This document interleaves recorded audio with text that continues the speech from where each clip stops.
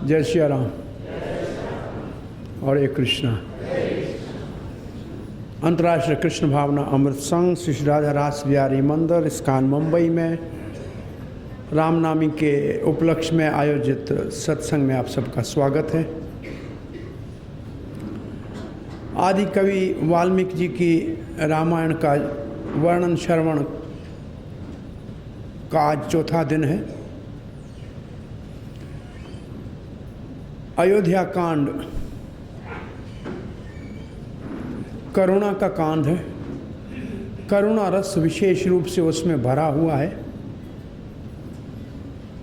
इस संसार में हमारी कुछ मान्यताएं बन जाती हैं, हृदय के अंदर कुछ आकृतियां बन जाती हैं, कुछ हमारी विशेष प्रकृति बन जाती है और उसके अनुसार हमारा जीवन उसी मार्ग में चलता है। इसलिए आचार्यों ने, कवियों ने, भगवान के महान भक्तों ने अद्भुत कारुण्य रस से लबालब भरा हुआ शास्त्र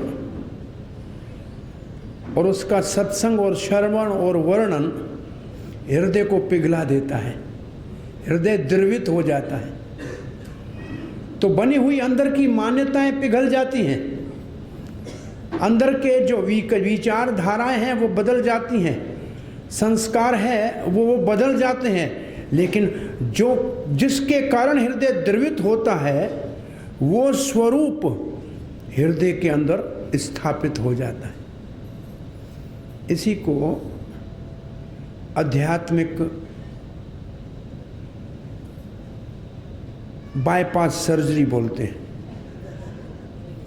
ये आध्यात्मिक हृदय रोग की सर्जरी है, ये चिकित्सा है बहुत बड़ी। क्योंकि कई जन्मों से कई मन के अंदर मूर्तियां बनी हुई हैं जिसको हमने अपना मान के रखा हुआ है। वो सब जब पिघल जाती हैं करुणा रस से, तो भगवान सीताराम की मूर्ति, राधा गोविंद की मूर्ति, वो करणों के द्वारा शास्त्र से हृदय में जाके अपना स्थान बना लेती है। तब भक्त का हृदय बदल जाता है, तब उसका जीवन सफल हो जाता है। ये कथा का उद्देश्य है। कथा का उद्देश्य हृदय का परिवर्तन है। इसलिए भागवत में परीक्षित महाराज कहते हैं,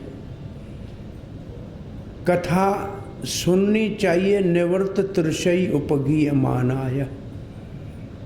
ऐसे कथा सुनाने वाला निवृत्त हो, जिसको संसार से कोई लिप्त न हो, तो फिर हृदय का रोग बदलेगा। नहीं तो सामान्य कथा सुन के समय तो व्यतीत हो जाएगा, हृदय में परिवर्तन नहीं होगा। श्री प्रभुपाद जी के भागवत भगवत गीता के सत्संग से लाखों लोग विश्व के अंदर हृदय परिवर्तन हो गया कि नहीं हो गया? हृदय परिवर्तन हो गया लाखों लोगों का संसार के अंदर। तो इसको कहते हैं शुद्ध भक्त के मुख से सुनी हुई कथा हृदय को परिवर्तन कर देती है। नहीं तो लाखों लोग कथा में जाते हैं, कथा सुनते हैं, जैसे पहले गए थे वैसे ही वापस अपने घर जाते हैं, जीवन में कोई परिवर्तन नहीं आता है। ये भी सामान्य आपको देखने को मिलेगा। सामान्य जीवन में कई लोग कथा में जाते हैं लेकिन कोई प्रभाव जीवन में नहीं है, उसके जीवन में कोई परिवर्तन है ही नहीं। तो कथा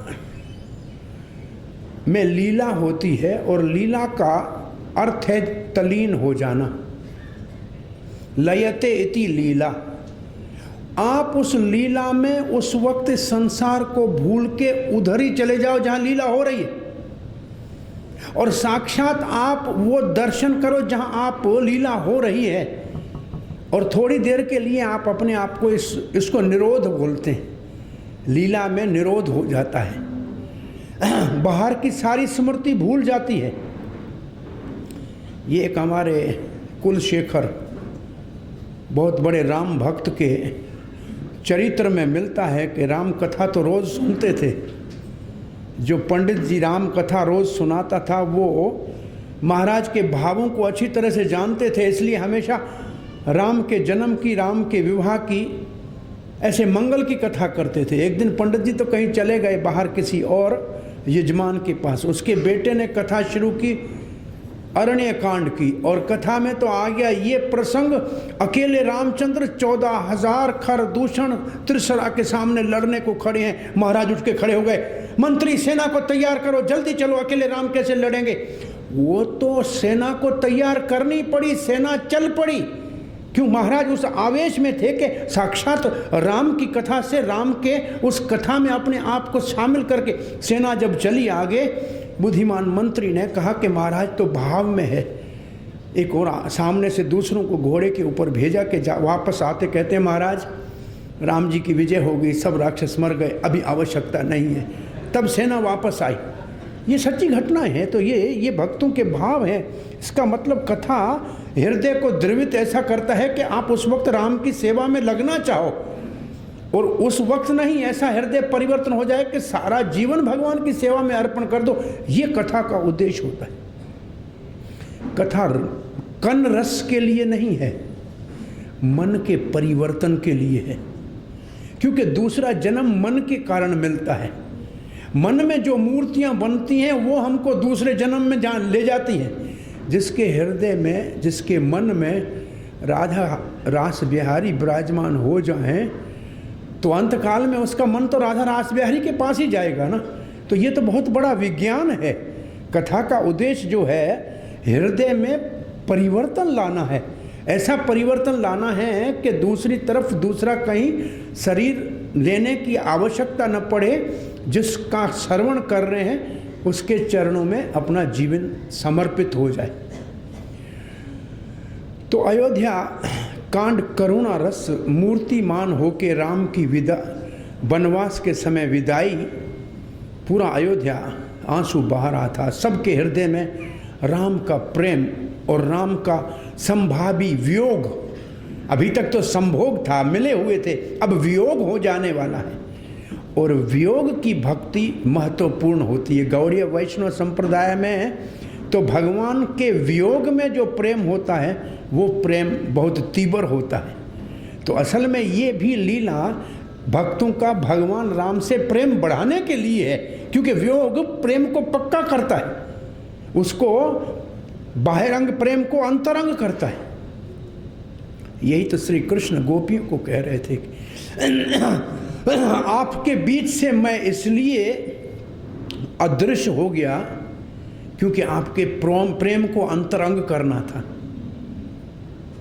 क्योंकि प्रेम इतना मूर्तिमान हो जाता है विरह में कि सवाए भगवान के और कुछ दिखता ही नहीं। तो रामचंद्र जी तो हमने कल कथा में चित्रकूट में पहुंचा दिए। भरद्वाज ऋषि और वाल्मीकि ऋषि की प्रेरणा से चित्रकूट में पर्ण कुटीर में बहुत सुंदर समय सीता के संग में राम जी का बीत रहा है और लक्ष्मण सेवा कर रहे हैं। अब हम अयोध्या वापस चलते हैं।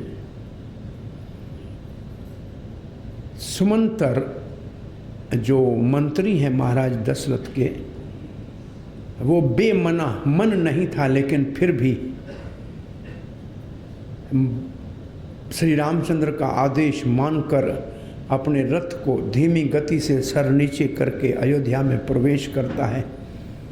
सब लोग रथ को देखते हैं लेकिन सीताराम नहीं दिखता है, हाय हाय करते हैं। महाराज के सामने जब ले जाया, वहाँ पहुँचे सुमंतर, महाराज ने कहे सीताराम लक्ष्मण को वापस लाए, कहाँ है? महाराज गंगा के तट श्रृंगेरपुर में उन्होंने मुझे आदेश दिया कि मैं वापस लौट जाऊं, और वहाँ से वो आगे गंगा पार करके चले गए। क्या कहा राम जी ने? सीता ने क्या किया? सीता को वापस नहीं लाए। लक्ष्मण ने क्या कहा? ये तो कल की कथा में हमने आपको संक्षेप में बताया था। रथ के पहियों से उड़ी हुई धूल को देखने के बाद दशरथ अपने महल में जब गए कौशल्या के, तो कहते हैं कौशल्या मुझे कुछ दिखाई नहीं दे रहा है। तुम नज़दीक आओ मेरे पास, मुझे पता लगे, मुझे कुछ दिखता नहीं है। इसका अर्थ है कि राम को आखिरी बार दशरथ ने देखा, उसके बाद उसने कुछ दुनिया में नहीं देखा, उसकी आंखों ने कुछ नहीं देखा उसके बाद। आज जब सुमंत्र ये समाचार दे के चला गया है कि वापस नहीं लौटे हैं, रात को दशरथ जी कौशल्या को कहते हैं, मेरे को याद आ रहा है मेरे जवानी के दिन शब्द बेदी बाण जब मैं चलाया करता था, और मैं हाथी के पानी पीने की आवाज़ या हिरण के पानी पीने का आवाज़ समझ के बाण चलाया था और श्रवण कुमार की छाती को बीन दिया था। तब श्रवण कुमार की छाती से बाण निकालते उसको पीड़ा हुई और उसके प्राण निकल गए। उसके माता पिता ने मुझे श्राप दिया था कि एक दिन पुत्र वियोग में तुम्हारे प्राण निकलेंगे। कौशल्या लगता है कि वो समय आ गया है। ये दशरथ के मुख से शब्द निकले, राम राम, और महाराज दशरथ के प्राण पक्षी उड़ गए। अब तो ये आधी रात का समय है। महाराज दशरथ इस प्रसंग को लेके विश्वनाथ चक्रवर्ती ठाकुर, भागवत में विश्वनाथ चक्रवर्ती ठाकुर लिखते हैं, भागवत में एक जगह पे, दुनिया में पिता एक ही हुआ है जो पुत्र के वियोग में जीवित नहीं रह सका, वो महाराज दशरथ थे। मदगत प्राणा, भक्तों के लक्षण में आता है कि अगर भक्त के हृदय में भगवान नहीं रहे तो प्राण निकल जाएंगे। उसका उदाहरण महाराज दशरथ है। मदगत प्राण, प्राण निकल गए। और महाराज नंद बाबा कहते हैं, एक ही पिता संसार में तो दशरथ थे, राम जी का सुना के नहीं आया, प्राण निकल गए, अभी तक हम जीवित कैसे हैं? कृष्ण हमसे बिछड़ के मथुरा चला गया, अभी तक हमारे प्राण कैसे रहे हुए हैं? एक ही अद्भुत पिता हुए हैं पृथ्वी के ऊपर। सुबह तक तो पूरे शहर में हाहाकार हो गया। महाराज दशरथ परलोक सिधार गए। अब न घर में, चारों भाइयों में से एक भी भाई घर में नहीं है। राम के वियोग तो पहले से सबको, राम के बिछोड़े से पहले से सब आधे तो मरे हुए हैं ही। अब ये महाराज का जो समाचार सुना, हाय हाय हो गया सारे शहर में। वशिष्ठ जी आए, एक नाव के अंदर तेल डाल के महाराज के शरीर को सुरक्षित रखा, दूतों को बुलाया, तत्काल तीव्र गति से जाके भरत को और शत्रुघ्न को कहो, अति आवश्यक आपको अयोध्या में बुलाया गया है। बहुत तीव्र गति से दूत पहुंचते हैं, लेकिन उससे पहले लिखा है वाल्मीकि रामायण में, भरत जी को कुछ अपशकुन होने लगे, ऐसा उसने स्वप्न देखा और कहता है न हो तो भी या तो हमारे प्रिय पिता या भरत या लक्ष्मण या राम जी को या किसी का कुछ अहित हुआ है, ऐसे मुझे लगता है। वाल्मीकि रामायण में तो शब्द है कि किसी का मृत्यु हो गया है, ऐसे मुझे लगता है, ऐसा स्वप्न मुझे हो रहा है। और मित्र कहते हैं, आइए भरत जी, आज आपका हमारे घर में भोजन है, कहीं जाने का मन नहीं करता है। भरत बहुत विचलित है और उस स्वप्न के मिटाने के लिए दूसरे दिन भरत ने ब्राह्मणों को बुलाकर दान दिया है, गौदान किया कि ये अपशकुन जो हुआ है इसका किसी तरीके से उपचार हो जाए। इतनी देर में दूत भागते हुए आके पहुँचे हैं, प्रणाम किया है। महाराज वशिष्ठ ने, गुरुदेव ने कहा है कि तत्काल आप आइए, और ऐसे ही तत्काल सबको बस हाथ जोड़ के विदा किया। और दोनों भाई तीव्र गति से, मन करता था कि उड़ के जल्दी पहुँचें। अयोध्या की सीमा में आते हैं तो सरयू बह नहीं रही है, खड़ी हो गई है। पेड़ों के सारे पत्ते झड़ के नीचे गिर गए हैं, दुकान खुले नहीं हैं, सरोवरों के ऊपर कोई स्नान करने वाला नहीं है, न सीता कुंड पे कोई है। ऐसा अपशुक क्या हो गया? सारी नगरी बिल्कुल सूनी सूनी पड़ी है। पिताजी के दर्शन के लिए तीव्र इच्छा हुई और ये उनकी हमेशा विश्वास था कि पिताजी तो कैकेयी के महल में होते हैं। लेकिन प्रायः कौशल्या जी भी वहाँ जाती हैं और बहुएं भी वहाँ जाती हैं, राम लक्ष्मण भी वहाँ होते हैं। जिस समय हम पहुँच रहे हैं तो सब लोग वहाँ मिलना चाहिए, तो वो कैकेयी के महल में प्रवेश करते हैं, भरत और भरत के पीछे शत्रुघ्न। भरत को देख के कैकेयी एकदम उत्साह के साथ उठी है, अपने बेटे को प्रेम से आलिंगन किया, मुंह सर को सूंघ लिया। लेकिन भरत प्रणाम पूछते हैं, हमारे पिताजी का क्या हाल है, हमारे भाइयों का क्या हाल है, अपने पीहर का पता पूछ रही है कैकेयी देश का। भरत ने संक्षेप में कहा सब ठीक है, लेकिन हमें जल्दी गुरुदेव ने बुलाया है, पिताजी कहाँ हैं, मैं उनका दर्शन करना चाहता हूँ। कैकेयी अपनी बात शुरू कर दी, बेटा तुम्हारे लिए तो मांगलिक कार्य है, इसलिए गुरुदेव ने बुलाया है।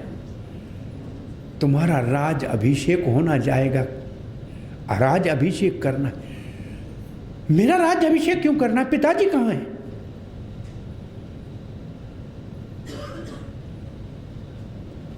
अब कैकेयी कह नहीं पा रही है, अपने वरदानों की बात करती है और महाराज दशरथ के प्राण त्यागने का शब्द सुनते भरत तो मूर्छित होकर गिर पड़े। हे तात, हे तात, कितना अभागा हूं कि अंत समय आपका दर्शन नहीं कर पाया।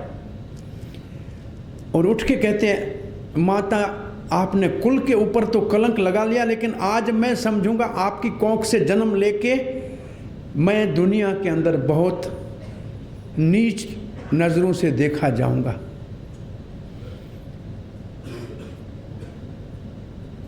शत्रुघ्न को तो पीछे क्रोध आ रहा था।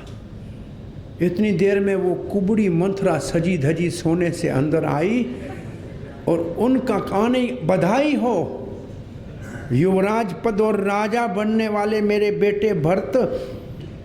पीछे खड़े हुए शत्रुघ्न को क्रोध तो पहले ही था, ऐसे धड़ाम से एक लात मारी कुबड़ के ऊपर, कुबड़ टूट गई, सर फूट गया, दांत नीचे गिरे, मुख से रुद्र ऐसे हाय हाय करने लगी। चोटिया से पकड़ के शत्रुघ्न, उधर शत्रुघ्न के लिए लिखा है लक्ष्मण अनुज। अभी तक कहते थे भरत का अनुज, जो आज काम कर रहा है लक्ष्मण के छोटे भाई वाला कर रहा है, क्योंकि भरत ने तो आज तक ऐसे किसी के ऊपर हाथ उठाया नहीं है। लेकिन कि भरत लक्ष्मण लघु, लक्ष्मण का छोटा भाई। उस वक्त भरत कहता है, भैया स्त्री अवध्य है, मारना नहीं चाहिए। वैसे मैं तो मेरी माँ का भी सर काट देता, लेकिन भैया राम इस बात को सुनेंगे तो हमसे बात भी नहीं करेंगे, राम ये स्वीकार नहीं करेंगे। इसलिए, और राम जी को अगर पता लग गया कि हमने इस तरीके से स्त्री के ऊपर हाथ उठाया है तो शत्रुघ्न राम हमसे बात, शत्रुघ्न एकदम कुबड़ी को छोड़ दिया। लेकिन अब भरत कहते हैं वो पिताजी के मृत्यु का सुना तो मूर्छित हुए। जब राम कहाँ है, अब पिता नहीं है तो पिता के समान राम मेरे भ्राता, उसकी गोद में सर रख के मैं तो, बेटा राम को तो 14 वर्ष वनवास दे दिया, अब तो आंखों से आंसू भी नहीं आ रहे, स्तब्ध हो गए भरत की ऐसी स्थिति होती कि रोना भी नहीं आ रहा है। अब कहां जाऊं, पिताजी नहीं है जिसकी गोद में सर रखूं, राम जी नहीं है, सूझा मां कौशल्या के पास जाता हूं। बस वो राम जननी विशाल हृदय है, उसके चरणों में मुझे सांत्वना मिलेगी। कौशल्या के महल में भरत ने प्रवेश किया है, कौशल्या उठ के दौड़ी है भरत की ओर और रास्ते में गिर पड़ी। भरत ने उसको संभाला है, माँ को प्रणाम किया है। कौशल्या कहती है, बेटा गले लगा लिया, तुम्हारा दिल खुश हो गया। आंसू आंखों में आ गए कि बड़ी माँ इस केकई के षड्यंत्र पे मैं बिल्कुल सम्मिलित नहीं हूं। मैं शब्द खा के कहता हूं कि मुझे पता भी नहीं है क्या हुआ है। 3 बार शब्द खा के भरत कहते हैं मुझे मालूम नहीं क्या हुआ, ये सब कैसे हो गया, मुझे मेरी माँ कुछ मालूम नहीं है, मैं तो आपके शरण में आया हूं। अब तो कौशल्या को हृदय में तो थोड़ा ऐसे था कि इसकी वजह से सब कुछ मेरे बेटे को हुआ है, लेकिन भरत के मन के भाव को देखकर उसको गले से लगा लिया, आंखों से आंसू हैं कौशल्या के। एक तो पति का वियोग, एक बेटे का वियोग, और ये एक घर में आया। तब कौशल्या कहती है बेटा समय उचित पिताजी के अंतिम संस्कार करने की तैयारी करनी चाहिए, ये काम। अब तो भरत कहता है 4 पुत्रों के पिता के अंतिम समय एक भी नहीं उसको मुख आग देने वाला नहीं था, और आज बड़ा पुत्र नहीं है और ये मुझे करना पड़ेगा। ये तो कितना विधि का विधान है। इतनी सभा होती है, गुरु वशिष्ठ आते हैं, कहते हैं भरत यश अपजस हानि लाभ जन्म मृत्यु ये तो सब विधि के हाथ में है। हानि तो अयोध्या वासियों की हुई जिनसे राम का विछोड़ा हुआ, लाभ तो देवताओं का हुआ जिसकी वजह से राम वनवास गए और रावण मरेगा। मृत्यु आगे तो रावण की होगी, अभी तो महाराज दशरथ के यहाँ प्राण त्याग दिए हैं। तो ऐसे यश तो मिलेगा राम को जिसने वचन पालन किया पिताजी का, और अपजस तो और कलंक मेरे को और केकई को मिला है। ये तो सब ऐसे दिख रहा है सामने, लेकिन भरत कहते हैं अब तो आपको पिताजी के अग्नि संस्कार का विधिवत जो है कार्यक्रम पूरा हुआ। अच्छे समय के ऊपर सभा सारी को बुलाया, सब मंत्रियों को बुलाया, और महाराज वशिष्ठ बोलने लगे भरत आपके पिताजी की आज्ञा है, आप राज सिंहासन को स्वीकार कीजिए, राज अभिषेक की सामग्री तैयार है।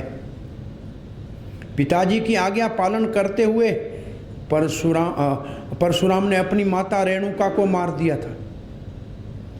पिताजी की आज्ञा पालन करते हुए ययाति को अपने बेटे ने अपनी जवानी दे दी थी। तो पिताजी की आज्ञा का तो कभी उल्लंघन करना ही नहीं चाहिए, और राज तो इस वक्त कोई करने वाला है नहीं। मंत्रियों ने कहा रामचंद्र भरत जी आप तो राज तिलक का ये कार्यक्रम कीजिए, जनता में कोई राजा नहीं है। प्रजा ने ये कहा। माता कौशल्या ने कहा गुरुदेव कह रहे हैं आप इस कार्य को कर लीजिए। तब भरत हाथ जोड़ के कहता है पिताजी की आज्ञा पालन करना पुत्र का धर्म है, गुरु की आज्ञा पालन करना शिष्य का धर्म है, माता की आज्ञा पालन करना भी पुत्र का धर्म है, और प्रजा की आज्ञा पालन करना ये मेरा धर्म है।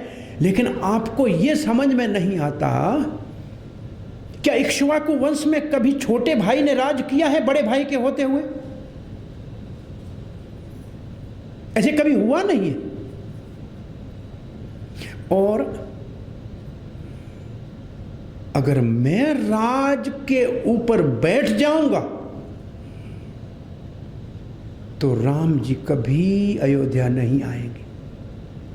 क्यों नहीं आएंगे? वो मेरे राज में तो कंटक कभी बनना नहीं चाहेंगे। ये धरती रसातल में चली जाएगी अगर मैंने राज किया तो। माता आपने ही तो कहा था कौशल्या, वाल्मीकि रामायण में लिखा है कि दशरथ को कह रही थी कौशल्या राम 14 साल के बाद वापस नहीं आएगा। शेर किसी और का शिकार किया हुआ पशु नहीं खाता है। दूसरे के राज के सिंहासन के ऊपर बैठने के बाद राम जी आके सिंहासन के ऊपर नहीं बैठेंगे, ये संभव नहीं है। और राम तो इतने सुशील हैं कि वो भरत ने साथ ले लिया राज, तो फिर इस राज में कभी नहीं आएंगे। आज भरत कहता है ये धरती के ऊपर से धर्म उठ जाएगा। मैं राज के ऊपर बैठ गया सिंहासन के ऊपर तो मर्यादा लुप्त हो जाएंगी। लोग कहेंगे पिता मरता है तो मरने दो, माताएं विधवा होती हैं तो होने दो, भाई वन में भटके तो भटकने दो, भाभी धक्के खाए तो खाने दो, छोटा भाई वन में भटके तो भटकने दो, प्रजा दुखी हो तो दोनों दुखी होने दो, मुझे ऐश करने दो, मैं राजा बन जाऊंगा। और लोग कहेंगे कि ये कौन किया, किसने ऐसे किया? कहेंगे भरत ने ऐसे किया। भरत के कारण पिताजी का मौत हुआ, भरत के कारण माताएं विधवा हुई, भरत के बाद राम लक्ष्मण वनवास में गए। तो मैं तो दुनिया विश्व के अंदर सारी नीति मर्यादाओं को नाश करने वाला बन जाऊंगा। राम जी चित्रकूट में ये शब्द कहते हैं, मैं शब्द खा के कहता हूं, पक्षपात मत समझना। भरत, तुमने ये त्याग नहीं किया होता राजलक्ष्मी का, ये बलिदान नहीं दिया होता, तो आज भाइयों का प्रेम इस धरती से समाप्त हो गया होता, लोगों में से सदाचार ही निकल गया होता। तुमने धर्म की रक्षा की है भरत, तुम्हारा ये त्याग और वैराग धर्म की रक्षा का चिन्ह हो गया। आज भरत कहते हैं, मैं कल ही सुबह यहां से राम जी से मिलने जाऊंगा, और जब तक उनको मना के ला के यहां का राजा नहीं बनाता हूं, तब तक मैं इस राज को नहीं स्वीकार कर सकता। ये राज भी राम का और मैं भी राम का। श्री प्रभुपाद की।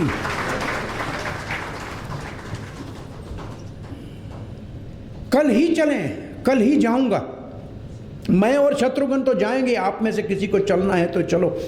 और फिर ऐसे भी लिखा है वाल्मीकि रामायण में, मंत्री को आदेश दिया भरत ने, कल प्रातःकाल ही यहाँ से सेना को तैयार करो, रथों को तैयार करो, जो चलना चाहे हमारे साथ चलें। अब तो सारी प्रजा जो सोच रही थी कि भरत ने राज के लिए ये किया है, वो तो सब कहती है रामचंद्र के दर्शन का एक मौका मिल गया। अभी तो रामचंद्र के दर्शन हो जाएंगे, कल तो उनके पास मिलने जाएंगे, उनको मना के वापस लाएंगे। लोगों को वापस प्राण जीवन में आ गए, उनका दुख एकदम खत्म हो गया। पहली बार, आज 10, 12, 15 दिन हो गए हैं, पहली बार अयोध्या वासियों के चेहरे के ऊपर खुशी है कि राम के दर्शन होंगे। किसी को भूख लगी है, किसी को प्यास लगी है। अब तक तो किसी को यह भी पता नहीं था, किसी माँ ने बेटे को बेटा तक नहीं कहा था। आज सब भरत की जय कर रहे हैं कि भरत राम अनुरागी है, राम का प्रेम ही है, और इसके कारण हमको राम के दर्शन होंगे। सब कहते हैं जल्दी करो, निकल जाएंगे, रुकेंगे नहीं। सुबह सब तैयारी करने लगे। दूसरे दिन माताओं को पालकियों में, गुरु वशिष्ठ जी ब्राह्मणों को अच्छे सजे हुए रथों में बिठाया गया। पूर्ववासी कोई हाथी पे, कोई घोड़ी पे, चतुरंगिनी सेना। भरत और शत्रुघ्न सबसे पीछे। ये सारा पूरा, और अयोध्या का विश्वासी सेवकों को सारा राज का कारभार संभालने के लिए देकर भरत पीछे पर चल रहे हैं और पैदल चल रहे हैं। यहाँ से राम के पीछे माँ कौशल्या ने देख लिया, कहा बेटा पैदल नहीं, घोड़े के ऊपर चढ़ के चलो। माँ की आज्ञा का पालन किया। तमसा नदी के किनारे रात को रुके, एक रात, दूसरी रात को गोमती नदी के किनारे रुके, तीसरी रात आगे एक और नदी, चौथी रात शाम हुई है। ये सारा अयोध्या का बड़ा ध्वज, सफ़ेद रथ, हाथी, घोड़े, ये श्रृंगेरपुर गंगा के तट की तरफ आगे बढ़ रहे हैं। वो निषाद राज गुहा ने दूर से देखा। किसी ने कहा सामने से अयोध्या की चतुरंगिनी सेना, अयोध्या का ध्वज आ रहा है। और राम के प्रति उसका इतने स्नेह था, इतना प्रेम था, वो सखा भाव में इतना डूबा, और उसके मन में ऐसा विचार आ गया कि ये भरत अपने राज को निष्कंटक करने के लिए कहीं राम लक्ष्मण को मारने तो नहीं जा रहे। ये विचार आते ही अपने सारे साथियों को इकट्ठा करके कहता, सुनो, सारी नावें, सारे खेवने के डंडे गंगा के अंदर दबा दो, कोई भी बाहर नहीं हो, डुबा दो। गंगा पार करके उस तरफ ये अयोध्या के भरत की सेना नहीं जानी चाहिए, किसी को यहां से पार होने के लिए, और सारे घाट जो हैं उनको बिगाड़ दो। और फिर गोह्यराज कहता है, सुनो मेरे वीरों, गंगा जी का तट है, राम का कार्य है, और क्षत्रिय के लिए युद्ध मिल जाए तो समझ लो कि बहुत बड़ा हमारा सौभाग्य है। ये 3 अच्छे हमारे को मौके मिल रहे हैं, आज ये निर्णय कर लो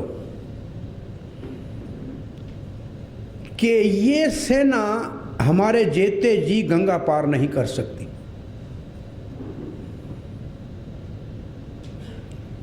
और धनुष बाण उठा के तैयार हो गया। तब कहते हैं सीधे तरफ से एक छींक आई किसी को, तो किसी ने कहा नहीं, युद्ध नहीं होता, लगता है अच्छा शोकन हो रहा है। एक बहुत बुद्धिमान शोकन वाले ने कह दिया, इसका अर्थ है कि भाव शत्रुता का नहीं दिख रहा है। तब गोहराज कहता है जल्दबाजी नहीं करनी चाहिए, पहले भरत के भाव को परख लेते हैं। सब लोग यहां छुप जाओ, मैं भेंट सामग्री लेके जाता हूं, उनके भाव को परखता हूं, फिर मैं जैसे आपको आदेश दूं वैसे करना। गोहराज अपने साथ भेंट सामग्री लेकर और भरत की तरफ आगे बढ़ा है। गोया को आते देखे सुमंत्र, कहते हैं भरत, राम जी ने सखा करके इनको गले लगाया था, ये निषाद राज राम जी का सखा है। भरत ने राम का सखा सुना, भरत रथ से उतरा और दौड़ते हुए आगे गया। गोयाराज तो हाथ जोड़ के जोहार करने के लिए नीचे दंडवत किया। भरत ने उसको ऐसे गले से लगा लिया कि राम जी ने आपको अगर मित्र कहा है तो आप हमारे भाई हैं। तो गोहे को मन में आया कि मैं क्या सोच रहा था कि इसके शत्रुता का भाव कैसे मेरे मन में आ गया, और ये तो राम के मित्र को भी अपने मित्र से ज्यादा स्नेही समझता है। फिर भी गोया ने सीधा पूछ लिया कि इतनी बड़ी सेना लेके आप कहां जा रहे? भरत कहता है हम सब ये मंत्रियों के साथ राज तिलक की सामग्री भी लेके जा रहे हैं, हम तो वन में ही गुरु जी को भी साथ ले जा रहे हैं। ये गुरु माता अरुंधति भी विशेष रूप से राम के दर्शन के लिए चल रही है, हम कैसे भी मना के राम जी का राज तिलक उधर ही वनवास में करके वापस ले आएंगे। अब तो गोया का हृदय गदगद हो गया। 2 भगवान के प्रेमी भक्त आपस में मिले हैं। गोया ने संकेत किया कि युद्ध नहीं करना है, अब स्वागत करने की तैयारी करो। एकदम पूरा वातावरण बदल गया है और सारे लोग आके स्वागत करते हैं। वन के फल फूल ला के रात को दिए हैं। माताओं के चरणों को लक्ष्मण और भरत और शत्रुघ्न दोनों सेवा करते हुए भरत का मन किया उठ के गोया राज को कहते हैं, रात को राम जी कहाँ सोए थे? वो अंगूदी का पेड़ दिखाया जिसके नीचे रात को सीताराम विश्राम किया था। वो घास बिछा हुआ, गोया राज ने तो उसको अच्छी तरह से सुरक्षित करके और एक स्मारक बना दिया था जिसकी रोज़ परिक्रमा करके प्रणाम करता था। बोला मेरे लिए यही अयोध्या है, अयोध्या से भी ये मेरे लिए महान है क्योंकि यहाँ मेरे आराध्य देव रात को विश्राम किया है। और भरत वहाँ जाके देखता है, बोला इस घास के ऊपर राम जी सोए थे। और तब तो सीता जी के रेशमी कपड़े का कोई धागा देखा, भरत के आंखों से आंसू आते हैं। भरत कहता है मेरे कारण कितना कष्ट सहना आ रहा है, पड़ रहा है हमारे राम को, सीता को। बोला लक्ष्मण बताओ तो सारी रात जाग रहा था, लक्ष्मण सो नहीं पाया, कितना सुकुमार है, आज तक तो उसको कभी गर्म हवा नहीं लगी है। भरत को बहुत हृदय में पीड़ा हो रही है।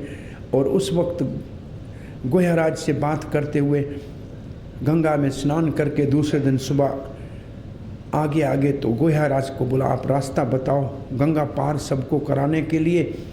लेकिन भरत ने आज जब सुना गोया से कि राम जी ने यहाँ वट वृक्ष के दूध से जटाएं बांध ली थी, भरत ने भी जटा बांध ली है।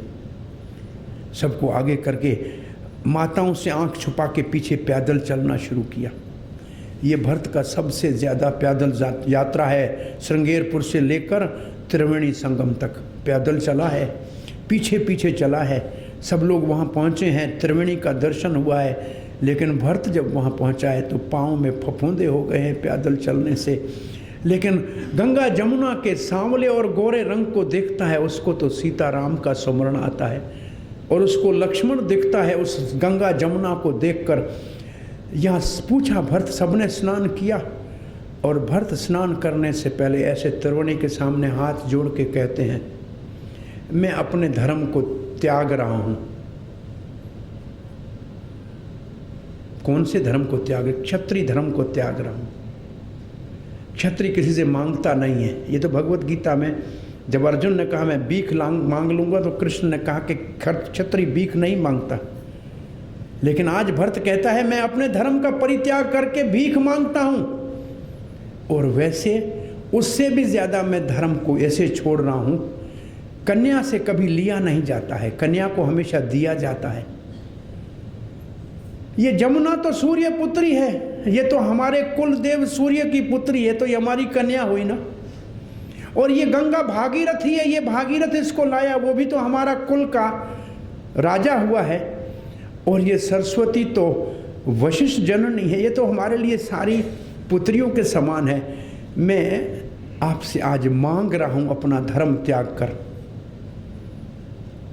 मुझे अर्थ नहीं चाहिए, मुझे धर्म अर्थ काम मोक्ष कुछ भी नहीं चाहिए। मुझे तो सीताराम के चरणों में जन्म जन्मांतर की भक्ति चाहिए। मेरे ऊपर ये कृपा करो त्रिवेणी। अद्भुत ये शब्द भरत के मुंह से यह निकले हैं। तब त्रिवेणी के अंदर से आवाज आया, भरत तुम साधु हो, तुम्हारा प्रेम सीताराम के लिए जो है वो अनुपम है, ऐसा कोई पहले हुआ नहीं है। यहाँ भरद्वाज ऋषि के आश्रम के अंदर सब रुके हैं। भरद्वाज ऋषि ने वाल्मीकि रामायण के अनुसार सबके लिए बड़ी व्यवस्था की है। सबको सुख इतना दिया है कि सबको तो सब राम नाम ही भूल गया। लेकिन माताएं वशिष्ठ जी, भरत, शत्रुघ्न ये तो वार्तालाप कर रहे हैं। यहाँ पहली बार भरत ऋषि भारद्वाज के सामने संकोच कर रहा है कि अगर भारद्वाज ने मुझसे पूछा कि महाराज दशरथ का क्या समाचार है, मैं क्या उत्तर दूंगा। अगर पूछा राम जी कैसे हैं तो मैं क्या कहूँगा। अयोध्या का समाचार मैं कैसे दूंगा। मेरा पूछेगा तो भी मुझे पता नहीं है। लेकिन मुनि ने कहा मैं सब जानता हूँ, भारद्वाज ने कहा मैं सब जानता हूँ। तब भरत कहते हैं, यहाँ संत मंडली के अंदर पहली बार भरत ने अपने हृदय की बात कही है। भरत कहते लोग मेरे माँ को कुल घातनी कहें, मुझे उसकी चिंता नहीं है। लोग मुझे कलंक लगाएं कि मैंने राज के लिए सब कुछ किया, मुझे उसकी भी परवाह नहीं है। लोग मेरे पिता के मृत्यु का कारण मुझे कहें तो भी मुझे दुख नहीं है, क्योंकि जिस पिता को राम लक्ष्मण जैसे आज्ञाकारी पुत्र हों और जो राम राम करते हुए प्राण त्यागे, बाकी क्षण भंगर शरीर में और रखा ही क्या है, वो तो महान हमारे पिता है, उसके मृत्यु का भी मुझे चिंता नहीं। माताओं के विधवा होने का भी मुझे इतना दुख नहीं। अगर पूछते हो तो संतों के बीच में मैं बात करता हूँ। मुझे दुख ये है कि सीताराम और लक्ष्मण कैसे रोज धरती के ऊपर सोते होंगे, कैसे फल फूल खाते होंगे, कैसे कांटों के ऊपर चलते होंगे। ये मैं सहन नहीं सकता हूँ। मेरे दुख का कारण ये है, ये मैं किसी और को बता नहीं सकता हूँ। आगे एक जगह राम जी कहेंगे, भक्त का भाव बहुत सुंदर उसने एक लिखा है, छोटी कथा।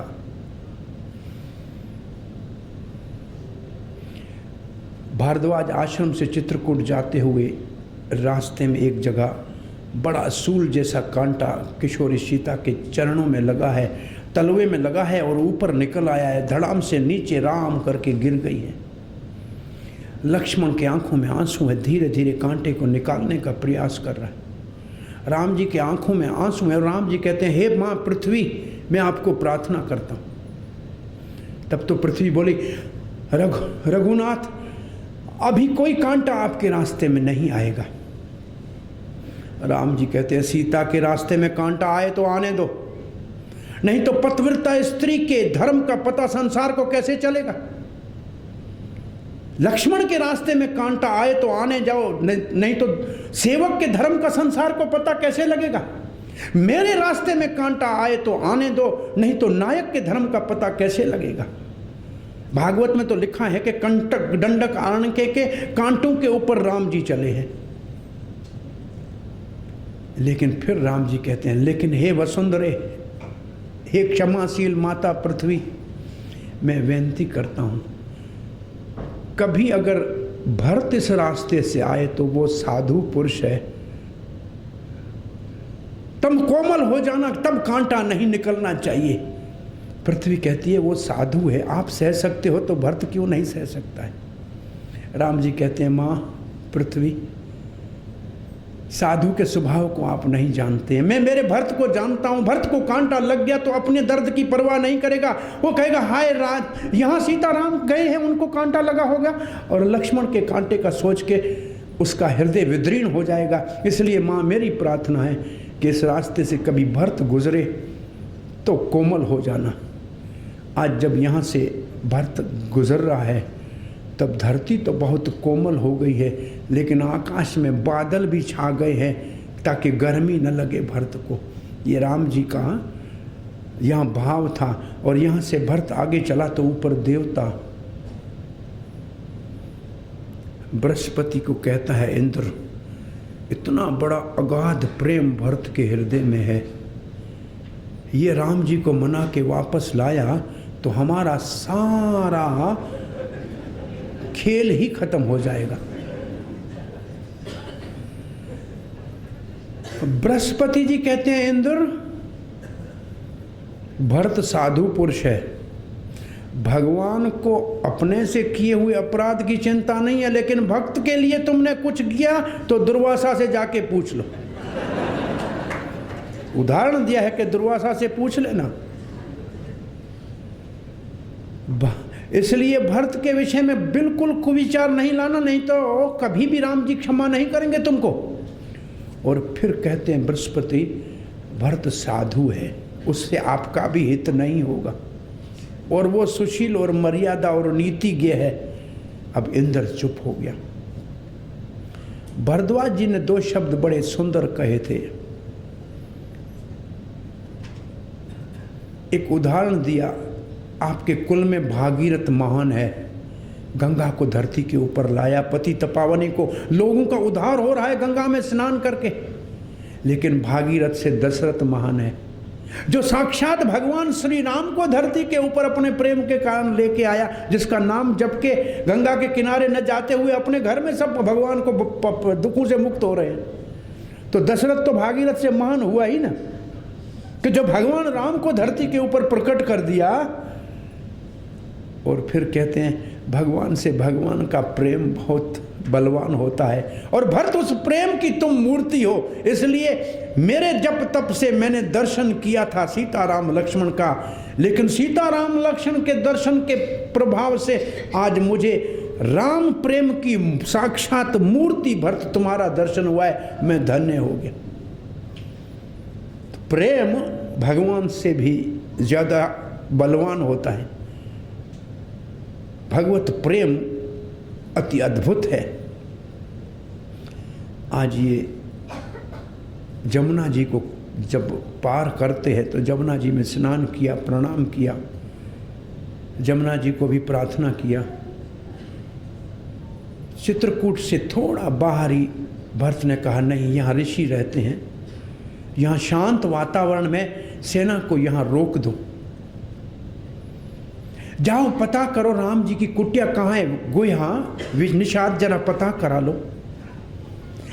लेकिन चारों ओर इतनी बड़ी सेना को देखकर पक्षी उड़ रहे थे, हिरण इधर से उधर भाग रहे थे।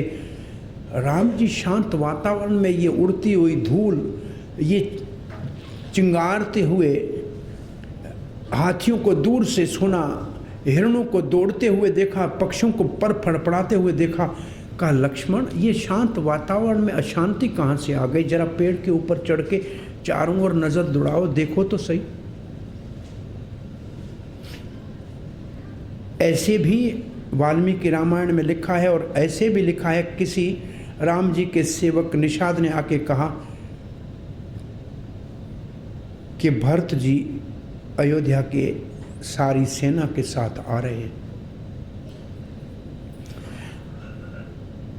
तो पहले तो राम जी कहते हैं भरत का प्रेम इतना है और इतने सारे गुरुजनों के साथ अगर आ रहा है तो मैं उसको ना कैसे कर पाऊंगा, और मुझे बहुत संकोच हो जाएगा और मैं अपने वचन पालन में कहीं विफल न हो जाऊं।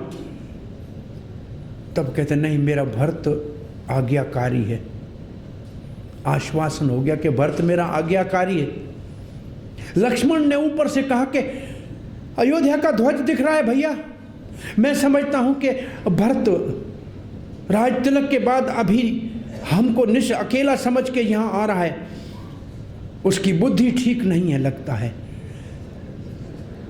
मैं यहां से ही उसको जैसे हाथनियों के पूरे से झुंड के ऊपर एक शेर जाके सबको भगा देता है, इस पूरी सेना को मैं जाके नष्ट कर देता हूं। राम जी कहते हैं भैया आप ठीक कहते हैं, राज का मद में अंधा होता है आदमी। दुनिया में सब मद जो है उसमें से राज का मद सबसे बड़ा नशा है। ये जो कुर्सी का नशा है ये बहुत खतरनाक है बेटा, मैं भैया मानता हूं, लेकिन मेरा भरत उसको ये नशा नहीं हो सकता है। वो साधु स्वभाव है। अब ये वार्तालाप हो रही है, बड़े सुंदर वचन राम जी ने भरत की प्रशंसा के किए हैं। तब तक सबको रोक के मंदाकिनी के तट के ऊपर भरत जी ने स्नान किया, शत्रुघ्न और गुहा को साथ लिया और राम जी की ओर दौड़ते हुए आ रहे हैं। और राम जी भी जैसे भरत को शत्रुघ्न को देखा है तो बड़े तीव्रता से आगे बढ़े, लेकिन वो नीचे भरत गिरता है, राम जी उठा के ऐसे गले लगा लेते हैं। और राम जी और भरत का जहाँ मिलन हुआ है चित्रकूट में, वो कमदगिरी के परिक्रमा में उस स्थान पे नीचे का पत्थर सारा पिघल गया है और दोनों भाइयों के पांव के निशान 1.5 फुट के लंबे आज भी पत्थर में देखने को मिलते हैं कि पत्थर इन भाइयों के मिलने के प्रेम से पिघल गए हैं। अपने कुटिया में लाए हैं राम जी, भरत और शत्रुघ्न को भी गले लगाया है। लक्ष्मण ने भरत को प्रणाम किया है, अपने मन में थोड़ा सा दुर्भाव आया था उसके लिए क्षमा याचना। बैठ के भरत कहते भैया आप चलिए राज लीजिए। राम जी कहते मैं क्यों राज लूं, राज आपको पिताजी ने दिया है तो पिताजी राजा तो है ही ना। अब भरत के मुख से निकला पिताजी परलोक से धार गए। राम जी मूर्छित हो गए, पिताजी के वियोग में थोड़ी देर के लिए अशांत हो गए। फिर उठ के गए मंदाकिनी के तट के ऊपर महाराज दशरथ का श्राद्ध करने के लिए, तर्पण करने के लिए, लेकिन आटा भी नहीं था। अंगूदी का पेड़, उसका गुदा निकाला, एक बेर उसके ऊपर रखा और कहा पिताजी जो हमको उपलब्ध है और जो हम खाते हैं वो आपको अर्पण कर रहे हैं। पंडित जी ने उस वक्त महाराज दशरथ का हाथ ऐसे बाहर निकल आया उसको लेने के लिए। पंडित जी ने कहा रामचंद्र पिंडदान कुश घास के ऊपर रखने का नेम है, सबके पिताजी का हाथ निकलेगा नहीं, शास्त्र की मर्यादा लोग मानेंगे नहीं। राम जी ने वो पिंडदान कुश के ऊपर रखा, आंखों में आंसू है, पिता का वियोग है, वापस आया है। तब तक तो माताएं आ गई, विधवा वेश में माताओं को चरण में राम जी गिर पड़े हैं। गुरु वशिष्ठ आके बैठ गए, मंत्री आके बैठ गए हैं। अब तब भरत कहता है मेरी माँ ने वचन मांग के राज ले लिया पिताजी से, अब वो राज मैं आपको देता हूँ। मेरी माँ ने मेरे को दिया, मैं आपको देता हूँ। आप ही राजा बनेंगे। अयोध्या के पहले भी आप राजा थे, अभी आप हैं, बाद में भी आप होंगे। मैं आपके होते हुए राज का आपका सेवक बन सकता हूँ, राजा नहीं बन सकता। राम जी ने कहा भैया मैं पिताजी की आज्ञा पालन करके आऊँगा, तब तक आप राज को संभालिए, मैं आऊँगा तब जैसे होगा देखा जाएगा। गुरु वशिष्ठ ने कहा मैं गुरु के नाते भी आदेश देता हूँ कि राम जी आप राज तिलक स्वीकार कर लीजिए, सामग्री हम साथ में लाए हैं। राम जी संकोच गए, गुरुदेव हम आपका आज्ञा पालन करने को तैयार हैं। पिताजी के वचन की पालना करना और धर्म की मर्यादा को निभाने के लिए आप मुझे आशीर्वाद और शक्ति दीजिए।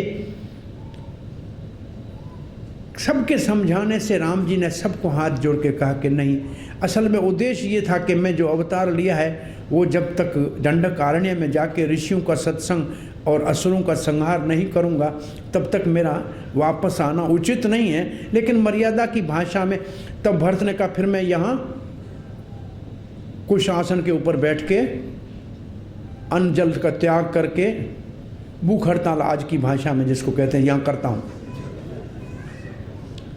रामचंद्र ने कहा क्षत्रिय के लिए ये उचित नहीं है, क्षत्रिय का कभी भी ऐसे करने का आदेश नहीं है, और मैं आपको आदेश देता हूं भरत आप जाके राज कीजिए अयोध्या का।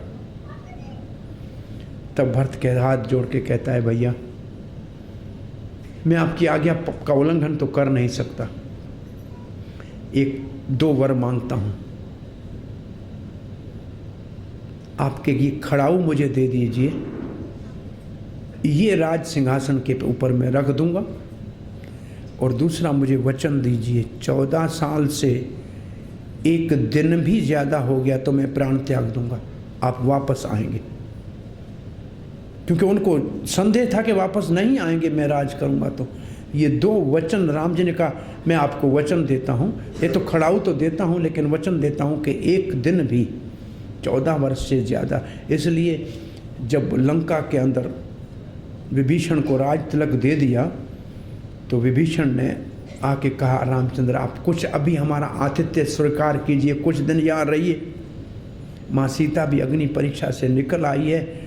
राम जी कहता है समय बहुत कम है, 14 वर्ष से अगर एक दिन भी ज़्यादा हो गया तो मेरा भरत प्राण त्याग देगा, मैं रुक नहीं सकता हूँ। तब विभीषण कहता है अब आपको वापस पैदल जाने की ज़रूरत नहीं है, अब ये पुष्पक विमान आपकी सेवा में है, हम आपके साथ चलते हैं। पुष्पक विमान का आह्वान हुआ, राम सीता लक्ष्मण ऊपर चढ़े हैं, विभीषण चढ़ा है, सुग्रीव बोला मैं चलूँगा, अंगद भी आया, हनुमान भी आया, ये सब बलवान साथ ही साथ चढ़े हैं। विमान ऊपर उड़ा है, किष्किंधा के ऊपर विमान को रोका है। राम जी कहते हैं सुग्रीव तुम्हारी पत्नी को साथ ले आएंगे, सीता अकेली है, कुछ स्त्रियां बुला लीजिए। अंदर से बुलाया गया, रोमा को, तारा भी आई बाली की पत्नी, ये सब चढ़े यहाँ से।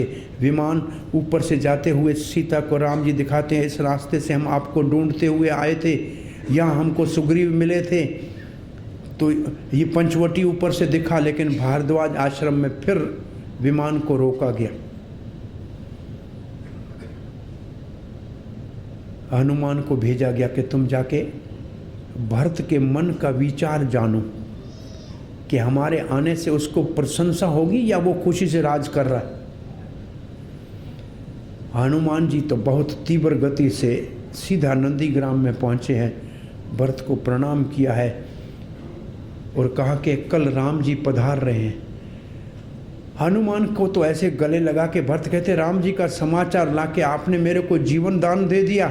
अब तो भरत ने बुलाया सब मंत्रियों को, राम जी के स्वागत की सारी तैयारी कर ली, गुरुजनों को सबको, कि दूसरे दिन राम जी आएंगे, और सब लोग खड़े हैं राम जी को ऊपर देख रहे हैं। अभी विमान दिख नहीं रहा है। हनुमान को ऐसे पकड़ के कहते हैं कहाँ है तुमने हमको कहा था राम जी, अरे देर हो रही है। इतनी देर में ऊपर से विमान दिखाई दिया है, और विमान के उतरने से पहले भरत जाके रामचंद्र के चरणों को पकड़ा है, रामचंद्र से गले मिला है। ये तो नंदीग्राम आश्रम में ही हुआ है। तो राम जी ने 14 साल से एक दिन भी ज़्यादा भरत के प्रेम के कारण वन में रहना स्वीकार नहीं किया। आज भरत खड़ाऊ को छत्र, अयोध्या के छत्र के नीचे सिंहासन के ऊपर रखा है, स्वयं तो पीछे उसी जटाजूट से चल रहा है। सारी यात्रा वापस अयोध्या में आती है। सिंहासन के ऊपर राम के खड़ाऊ हैं, शत्रुघ्न देखभाल करता है, लेकिन भरत का मन नंदीग्राम से अयोध्या से बाहर नंदीग्राम में 2 किलोमीटर की दूरी पे राम जी धरती पे ऊपर सोते हैं, तो मैं उससे नीचे 2 फीट खड्डा खोदा है, गुफा के अंदर जटा वही बांधे हैं, फल फूल खाते हैं। 14 साल तक वैसे बनवासी की तरह भरत भी वहाँ रहने लगे, लेकिन अपने राज शासन को ठीक तरह देख रहे। यहाँ अयोध्या कांड समाप्त होता है। थोड़ा आगे चलना पड़ेगा, तब अयोध्या कांड की समाप्ति में इसके बाद सिर्फ ये एक प्रसंग है। राम जी ने देखा कि इतनी बड़ी सेना के यहाँ आने के कारण ऋषियों के आश्रमों में थोड़ी अशांति हो गई। अब यहाँ से स्थान अंतर करना चाहिए, परिवर्तन करना चाहिए। मंदाकिनी के तट पे थोड़े ऊपर चले हैं। महाराज अत्रि का आश्रम आया है, अनुसुया का आश्रम आया है। अत्रि उसको कहते हैं जो तीनों गुणों से परे हो, और अनुसुया उसको कहते हैं जो किसी में दोष देखे ही नहीं। जब कोई भक्त अपनी भक्ति से त्रिगुण अतीत बनता है, किसी में दोष नहीं देखता है, तो बिना बुलाए भगवान अपने आप वहाँ आ जाते हैं। सीता राम लक्ष्मण को बुलाने नहीं गया था अत्रि अनुसुया, स्वयं चल के अत्रि के आश्रम में आए हैं। अत्रि ने स्वागत किया है, और अत्रि ने कहा है, अत्रि के मुख से रामचंद्र को अनुसुया की महानता सुनाते हुए कहते हैं, 8-9 वर्ष तक अकाल हो गया। इस तपस्विनी अनुसुया ने अपने बल से इस मंदाकिनी की धारा को प्रवाहित किया है, या ये मंदाकिनी यहाँ इस अनुसुया सती की शक्ति से बह रही है। सबको पानी पर्याप्त मात्रा में मिल रहा है। एक दिन तो इस अनुसुया ने एक रात को 8 रातों जितनी बड़ी कर दी देवताओं के भले के लिए। एक बार एक ब्राह्मणी अपने कुष्ठ रोगी पति को उठा के जा रही थी, तो किसी साधु को उसका पांव लग गया। साधु ने कहा, मुझे अपवित्र कर दिया, कल सूर्य उगते ही तेरे पति के प्राण निकल जाएंगे। ये पतिव्रता स्त्री कहती है, सूर्य उगेगा तब मेरे पति के प्राण निकलेंगे ना, सूर्य का उगना ही बंद कर देती हूँ। और उसकी पतिव्रता शक्ति इतनी थी कि सूर्य उगा नहीं। एक दिन, दूसरा दिन, तीसरा दिन देवता परेशान हो गए। यहां तो मुझे ये भी याद आता है, पहली बार सूर्य के सारथी अरुण को छुट्टी मिली। पहली बार एक दिन ऐसा मुश्किल से, नहीं सूर्य को तो छुट्टी है ही नहीं। अरुण उस दिन कहता है, आज अपना काम बंद है, मैं जरा स्वर्ग में जाता हूँ, इंद्र का हाल हवाल देख के आता हूँ। अरुण वैसे लाल को कहते हैं, जो लाल रंग का हो, बहुत सुंदर है अरुण, लालाई रंग का है। अरुण अंदर अपना वेश बदल के स्त्री के रूप में एक गान चल रहा था इंद्र का, उसके अंदर चला गया। इंद्र ने ऐसे देखते हुए देखा, ये नई अप्सरा कहाँ से आई है। और इंद्र तो इंद्र ही है, उसने नई अप्सरा को देखा तो उससे तो काम के बस प्रेम से उसको पकड़ लिया। और देवताओं के वहां तो पुत्र जन्म लेने में देर नहीं लगती है। बाली का जन्म हो गया। अरुण जो स्त्री बन के गया, बाली का हो गया जन्म। अरुण तो वहां से बाहर निकला, वापस पुरुष होके भागता हुआ आया। अब तो सूर्य को तो दूसरे दिन शायद उगेगा। सूर्य ने कहा, कहाँ गए थे? बोला, घूमने गया था। बोला, फिर डर क्यों रहे थे? बोला, मैं स्त्री बन के गया और इंद्र ने तो मेरे को देख के उसका आकर्षित हो गया। बोला, कैसे तुम लगे स्त्री बन के, मुझे दिखाओ तो। और अरुण फिर दोबारा स्त्री हुई तो सूर्य का मन किया कि तो बहुत सुंदर है, और सुग्री का जन्म हो गया। इस तरीके से बाली और सुग्रीव का जन्म हुआ, लेकिन दोनों अवैदिक थे, पत्नी से तो हुए नहीं थे। दोनों को कहा, यहाँ से जाओ, तुम्हें स्वर्ग में तुम्हारी जरूरत नहीं है, धरती पे जाओ। दोनों को धरती पे ऐसे भेज दिया। उनकी उत्पत्ति का रहस्य ये है, इस तरीके से ये दोनों उत्पन्न हुए। जब जिस दिन सूरज नहीं उगा था तब ये सारा लीला हुई है। तो देवताओं ने जाके अनुसुईया को कहा, आप पतिव्रता हो नारी, आप सूर्य देव को उगने का आदेश दो। अनुसुईया देवहूति की बेटी है, कपिल देव की पुत्री है। ब्राह्मणी को कहता है, आप सूर्य को अपने वचन से मुक्त करो, उसको उगने दो। बोला, माँ सूर्य उगे तो मेरे पति के प्राण चले जाएंगे। बोला, तेरे पति के प्राण की रक्षा मैं करूंगी मेरे पतिव्रता बल से। ब्राह्मणी ने सूर्य को कहा, उग जाओ। सूर्य उगा है, यहाँ से ब्राह्मण के प्राण निकलते हुए अनुसुईया ने रोक दिए हैं, ब्राह्मण बच गया। वशिष्ठ अत्रि कहते हैं, ऐसी ये पतिव्रता और नारी धर्म की विख्यात है। और 3 देवताओं को नारद ने एक दिन जाके कह दिया, लक्ष्मी आपको प्रणाम है माँ, पार्वती आप भी बड़ी पूजनीय हो, हे ब्रह्मा की पत्नी सरस्वती आपको भी प्रणाम है। ऐसे अनुसुईया के बराबर आप में से कोई नहीं है, पूजनीय धरती के ऊपर वो है। झगड़ा ऐसा डाल दिया। अब तीनों अपने पतियों को कहते हैं, जाओ अनुसुईया का तप भंग करो। क्या करें? बोला, उसके साथ जाके भिक्षा मांगो। बोला, भिक्षा तो दे देगी। बोला, उसको बोलो निर्वस्त्र होके भिक्षा दे। अब तो ब्रह्मा विष्णु महेश तीनों अत्रि के आश्रम पे आए हैं। अत्रि जी नहीं है। अनुसुईया कहते हैं, भिक्षा दो। माँ ने भिक्षा दी। बोला, ऐसे नहीं, निर्वस्त्र होके।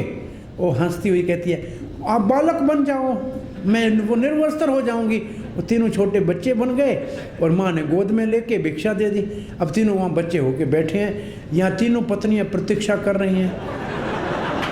2, 4, 3, 5 दिन हुए। नारद, हमारे पति। बोला, अनुसुईया के आश्रम में छोटे बेबी।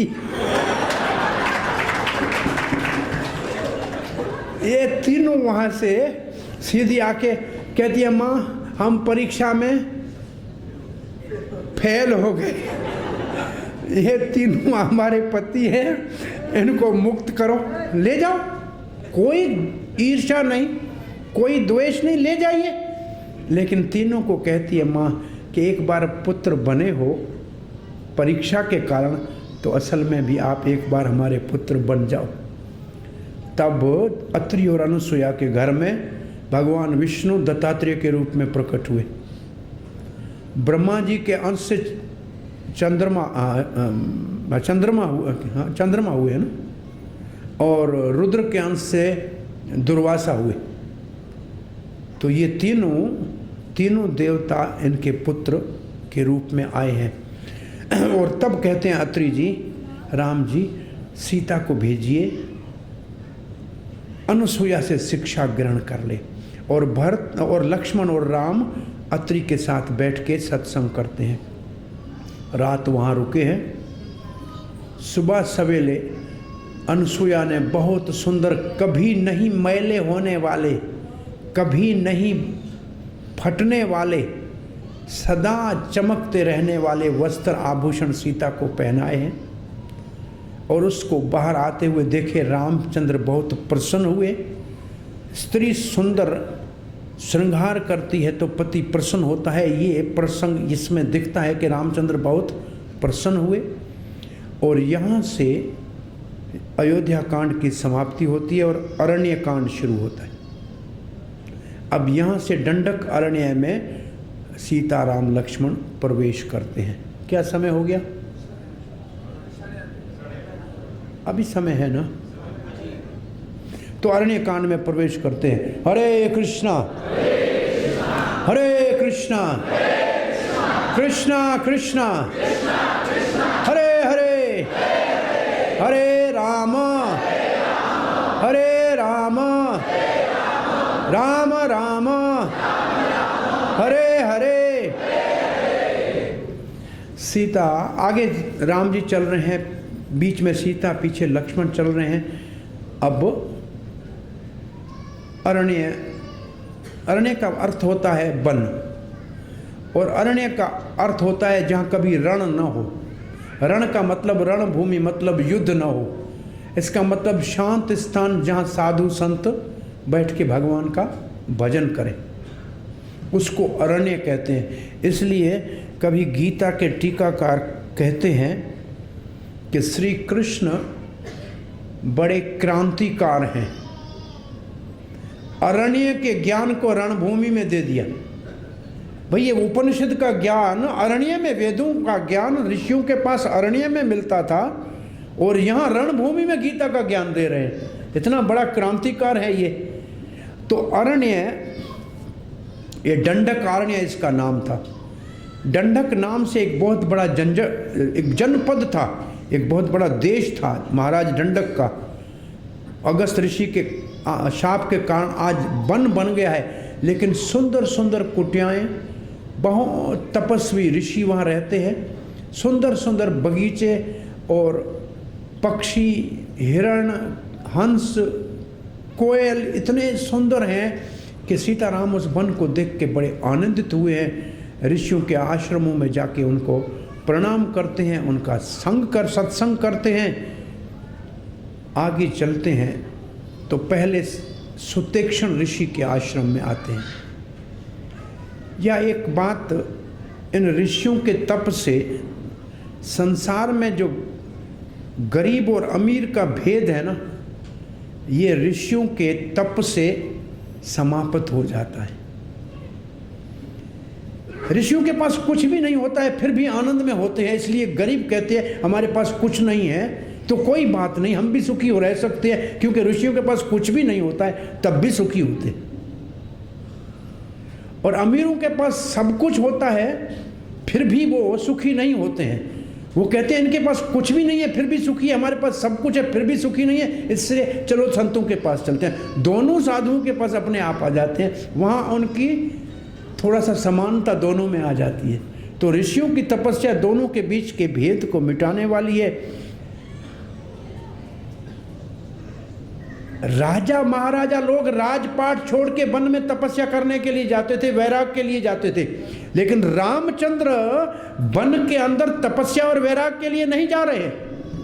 उनके वन में जाने का उद्देश्य है परित्राणाय साधूनाम विनाशाय च दुष्कृताम, साधुओं की रक्षा करना और दुष्टों का दलन करना। रामचंद्र के वनवास का ये उद्देश्य है, बिल्कुल दूसरा, एकदम दूसरा उद्देश्य है।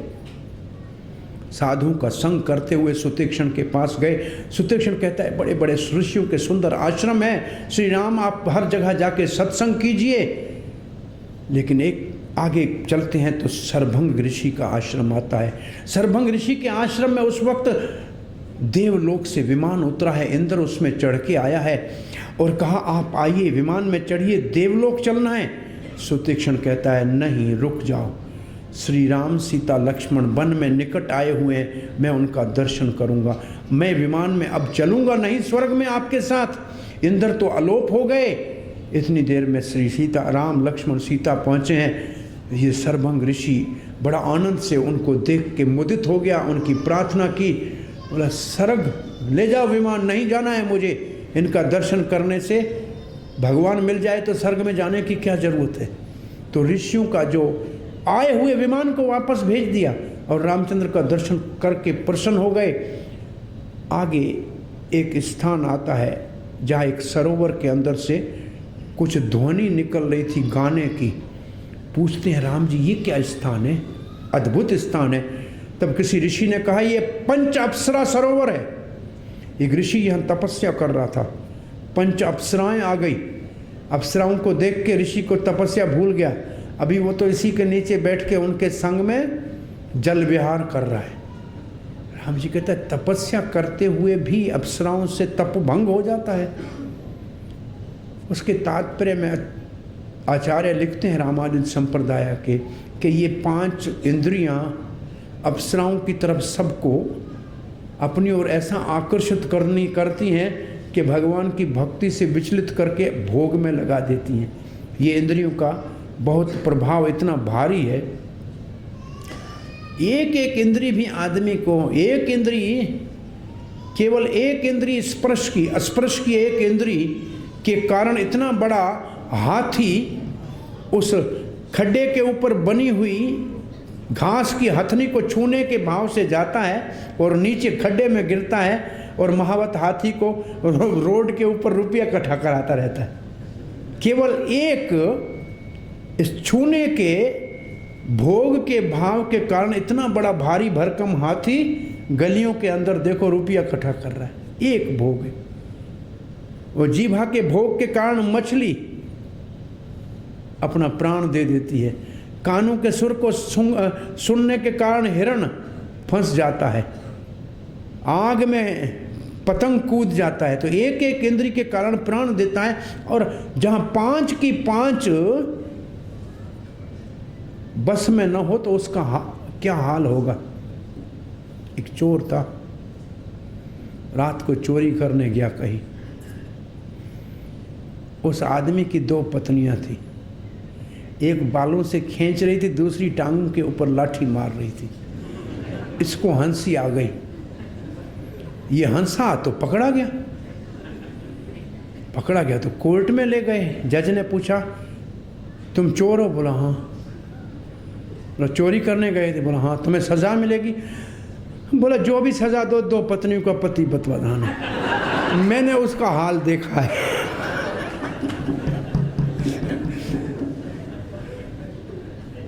तो राम का अवतार तो एक पत्नी व्रतधारी के लिए हुआ था। रामायण सुन रहे हो तो सावधान रहना, लेकिन दुख से कहना पड़ता है। इंदौर में एक यज्ञ हो रहा था और कहा कि 9 आदमी चाहिए, एक पत्नी व्रतधारी। सुबह एक भी नहीं दिखाई दिया। हम सच झूठ नहीं कह रहा हूँ मैं। वो भक्ति सिद्धांत सरस्वती तो गौर किशोरदास बाबा जी के शव को जब ले जा रहे थे यात्रा में, तो बहुत से शिष्य बनने लगे। बोला ये साधु बाबा जी से पूछो जो 1 साल तक स्त्री का संग नहीं किया है वो इसको हाथ लगाए। बोला साल को छोड़ो, 1 महीने की बात करता हूँ। तो सब साधु गुम हो गए वहाँ से। जो कलयुग का इतना बुरा प्रभाव है भाई। तो रामायण अद्भुत है। वो उस दंडकारण्य के अंदर भी वो सोबरी ऋषि की कथा तो सबने सुनी है ना। पानी के अंदर तपस्या इसलिए कर रहा था कई बार को भोग में फंस न जाऊं। और मछली को देखा मिलते हुए बाहर निकल के मानधाता राजा से 50 कन्याओं को ले आया और विवाह करके बैठ गया। तो ये इंद्रियां बहुत, चलो इस इंद्रियों का वेग कब खत्म होगा? ये इंद्रियों के भोग की इच्छा कब खत्म होगी? क्या जवाब है आपका? उत्तर क्या है? बहुत अच्छा। भगवान की सेवा में लगाने से। ये ऋषि तो भगवान की सेवा में लगाने गए थे, फिर भी नीचे बैठे थे पानी में। उत्तर क्या है आपका? हाँ जी, क्या करने के बाद? बस यही उत्तर है। इंद्रियों के वेग और मन की चंचलता मरने के साथ ही समाप्त होती है, उससे पहले नहीं हो सकती। तो हमको क्या करना चाहिए? उसको बढ़ने से बचाना चाहिए। रहेगी। प्रभुपाद ने एक उदाहरण दिया था, याद है किसी को? कब काम वासना खत्म होती है? प्रभुपाद जी ने कहा मरता है तब। राजा ने पूछा मंत्री से, मंत्री ने कहा मरता है तब। महाराज ने कहा नहीं ये ठीक नहीं है, आप इसको प्रूफ करके बताओ, प्रमाण दो। महाराज ने बोला चलो अस्पताल चलते हैं, आपकी लड़की नौजवान को साथ ले लो। मंत्री, राजा, लड़की अस्पताल में गए और 80 साल का बूढ़ा मरने को पड़ा है। इधर से सुइयाँ, दवाइयाँ, पट्टियाँ बंधी हुई है। किसी ने कहा महाराज आपको देखने के लिए आए हैं। वो महाराज को देखा, मंत्री को देखा और फिर ऐसे दोनों आंखों से उस लड़की को देख रहा। मंत्री कहता है महाराज देखो मर रहा है, लेकिन दिख किसको रहा है? देश का राजा खड़ा है, उसको दिखता नहीं है। इसलिए ये वेग जो है कभी जाने वाले नहीं है। इसको एग्रावेट मत करो। Don't provide them a situation when they are aggravated. बहुत मुश्किल है, इसलिए बड़ी सावधानी की जरूरत है। एक बनारस के संत थे, वो रोज़ नहाने जाते थे गंगा में। रास्ते में एक वैश्या का घर था। वैश्या बाहर निकल के बोलती थी, महाराज आपकी दाढ़ी अच्छी कि मेरे कुत्ते की पूंछ अच्छी? ऐसे पूछती थी। महाराज मुस्कुरा के चले जाते थे। एक दिन समाचार आया कि महाराज के प्राण निकल गए। ये तो दौड़ती हुई वहाँ गई, मेरे प्रश्न का उत्तर नहीं दिया है, महाराज ऐसे मर नहीं सकते हैं, महाराज महाराज मेरे प्रश्न का उत्तर दीजिए। महाराज उठ के बैठ गए। बोला मैंने आपसे पूछा था आपकी दाढ़ी या मेरे कुत्ते की पूंछ अच्छी है? महाराज कहते हैं मेरी दाढ़ी तेरे कुत्ते की पूंछ से अच्छी है। तो बोला ये पहले क्यों उत्तर नहीं दिया? बोला पता नहीं किस दिन फिर मैं कहीं गिर के कुत्ते की पूंछ से भी बुरा हो जाऊं। अब मैं मर रहा हूं, अब मुझे चिंता नहीं, अब मेरी दाढ़ी अच्छी। अभी तक कुछ भी हो सकता था इस दुनिया में। यहां वापस राम जी सुतेक्षण के आश्रम में आए। यहां सारे ऋषि आके इकट्ठे हुए और ये सारे ऋषियों ने इकट्ठे होके राम जी को कहा आपका दर्शन करके हम बड़े संतुष्ट हुए। हम आप जनेश्वर हो, हमारे राजा आप ही हो। राजा वो है जो अपनी जनता के साथ मिल सके, जनता की देखभाल कर सके। आप जनेश्वर हो, हम किसी और को राजा नहीं मानते। आप हमारे राजा थे, आप हमारे राजा हैं, आप हमारे राजा रहेंगे। हम आपको प्रार्थना करते हैं। देखो चारों ओर हड्डियों के बहुत ढेर पड़े हैं, ये सारे ऋषियों की हड्डियां हैं। यहाँ राक्षसों ने ऋषियों का तप को तो नाश किया है, लेकिन उनको खा जाते हैं। ये हड्डियों के ढेर उनके हड्डियों के हैं। आप कृपा करके इस पूरे जनस्थान को, जनस्थान का मतलब है जहाँ साधु संत रहें। जन का मतलब जनलोक, तपलोक जैसे, तो जनलोक का मतलब साधु जा रहे हैं। यहाँ साधु रहते थे, वहाँ अब राक्षस रह रहे हैं, असुर रह रहे हैं, चारों ओर से हाहाकार। राम जी ने यहाँ शपथ लिया है। ये नागपुर के पास स्थान रामटेक पे शपथ लिया है कि इस पूरे दंडकारण्य को मैं राक्षसों से शून्य कर दूंगा। मैं दशरथनंदन राम ये वचन करता हूं, प्रण करता हूं। और यहां से पहला राक्षस मिला है जाते हुए, और विराट उसका नाम है। सामने ही आके कहते आप कौन हो, यहां क्यों आए हो, क्या कर रहे हो? तो राम जी ने कहा आप कौन हो, आप यहां क्या कर रहे हो?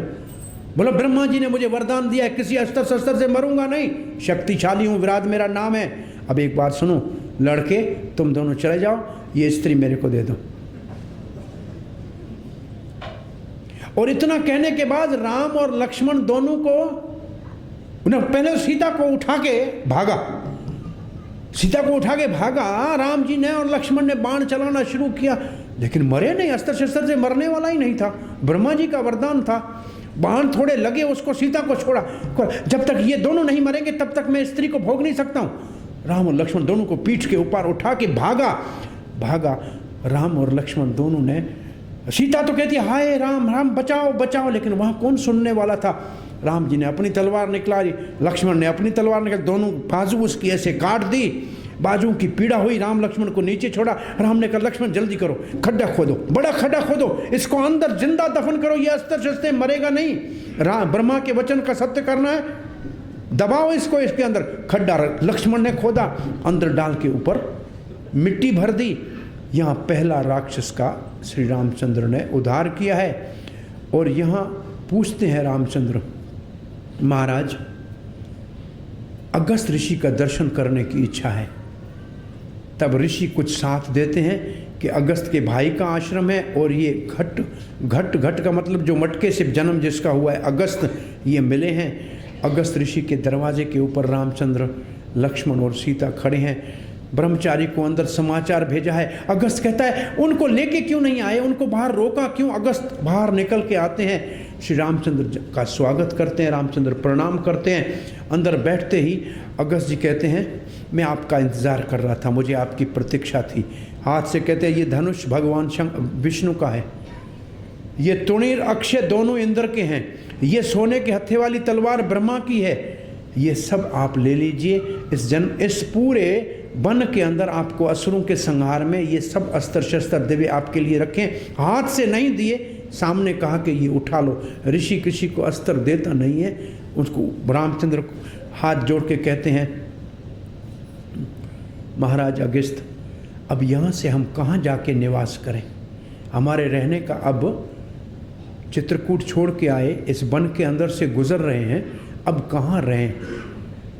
तब कहते हैं अगस्त जी के, यहाँ से 15-20 मील की दूरी के ऊपर बहुत सुंदर पंचवटी का स्थान है, गोदावरी नदी बहती है, बड़ा सुरमी वन है, सुंदर है, आप वहाँ निवास कीजिए।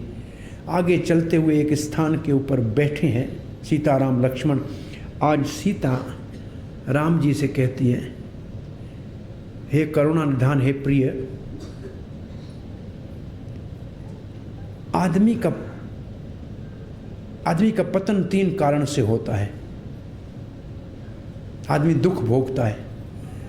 पहला कारण झूठ बोलने से, असत्य बोलेगा तब। दूसरा कारण है परस्त्री का संग करेगा तब। और तीसरा कारण है बगैर किसी शत्रुता के कोई आपको नहीं मारे और आप उसको मारो, तो आदमी पाप का भागी होता है और उसका पतन होता है। फिर सीता जी कहती हैं, आपने तो कभी झूठ अपने जबान से बोला नहीं है आर्यपुत्र, आपके मुख से तो असत्य भाषण हो ही नहीं सकता है स्वप्न में भी, और परस्त्री की ओर आपने कभी स्वप्न में सोचा भी नहीं है, ये तो मैं मानती हूँ, जानती हूँ। लेकिन जो असुर हमारे ऊपर आक्रमण नहीं करे उसको मारने के लिए धनुष उठा के क्यों हम चलते हैं? अति प्रेम के कारण सीता के मन में ये भाव आया कि हमारे हाथ में धनुष, हम तपस्वियों के वेश में हैं, जटाजूट बांधे हैं, वलकल वस्त्र पहने हैं, चीर पहने हुए हैं, तो धनुष बाण हाथ में क्यों उठा के चल रहे हैं? फिर सीता एक उदाहरण देती है कि एक ऋषि की तपस्या से इंद्र परेशान हुआ और एक राजा के रूप में आके कहता है, ये तलवार मेरी महाराज संभाल के रखना, मैं वापस आके लूँगा। वो तलवार ऋषि के आश्रम में पड़ी थी। ऋषि उस तलवार को देखते देखते देखते उसको हाथ में उठाना शुरू किया। पहले तो उससे पेड़ काटना शुरू किया और फिर पशु काटना शुरू कर दी। तो अस्त्र हाथ में होता है तो कुछ न कुछ उसको चलाने की दिल करती है। इसलिए मेरी आपसे प्रार्थना है कि जब तक कोई राक्षस हमारे ऊपर आक्रमण नहीं करे तो ऐसे अस्त्र शस्त्र उठा के और अहिंसक भाव से नहीं चलना चाहिए। तब राम जी कहते हैं, सीते, मैं शील छोड़ सकता हूँ, मैं लक्ष्मण का त्याग कर सकता हूँ, सीता आपका त्याग कर सकता हूँ, ऋषियों को दिए हुए वचन को नहीं छोड़ सकता। मैं ऋषियों को दिए हुए वचन को नहीं छोड़ सकता हूँ। मैंने ऋषियों को वचन दिया है, इस पूरे दंडकारण्य को मैं राक्षस से शून्य कर दूंगा। सीता कहती है, मेरे तो प्रेम में के भाव में जो मैंने कहना था कह दिया, आप जो उचित समझें वो करें। अति प्रेम के कारण ये एक वार्ता बहुत सुंदर है कि परस्पर आपस में बात करते हैं। आगे थोड़े चलते हैं तो एक बड़ा विशाल काया कोई जीव गिरा हुआ देखा है। तो राम जी ने तो तरकस से तीर निकाला है और कमान को ऐसे किया है। तो वो कहता है, मैं राक्षस नहीं हूँ, मैं आपके पिता दशरथ का मित्र हूँ, मेरा नाम जटायु है। राम जी निकट गए, पिता का मित्र सुन के प्रणाम किया। जटायु ने उठ के कहा, मैं आपके साथ चलता हूँ, पंचवटी को मैं जानता हूँ, आपको रास्ता भी बताऊँगा। जब आप दोनों फल फूल लकड़ी लेने जाएंगे तो मैं सीता की रक्षा करूँगा, मैं आपके साथ चलता हूँ। अब 4 के 4 हो गए। चारों चल के पंचवटी में आए। पंचवटी में 5 वट वृक्ष स्पेशल एक जगह थी, वहाँ हुआ करते थे। वट वृक्ष का मतलब है बड़ के बहुत बड़े पेड़, पीपल जैसे पेड़ 5 गोदावरी के किनारे एक स्थान के ऊपर लक्ष्मण जी ने बहुत सुंदर कुटिया बनाई है। सीताराम लक्ष्मण यहाँ रहे। लक्ष्मण तो सेवा में रहा, यहाँ रहने लगे हैं। वाल्मीकि रामायण में ये प्रसंग तो नहीं है, लेकिन अद्भुत एक प्रश्न यहाँ लक्ष्मण पूछते हैं राम जी से कि माया क्या है, ज्ञान क्या है, आपकी प्रेम की भक्ति कैसे हो। ऐसे लक्ष्मण यहाँ राम जी से कुछ प्रश्न पूछते हैं एकांत में गोदावरी के किनारे। उस वक्त राम जी कहते हैं, मैं और मेरा ये माया है, जब तक किसी चीज़ को मैं और मेरा कहता हूँ, यही सब माया है।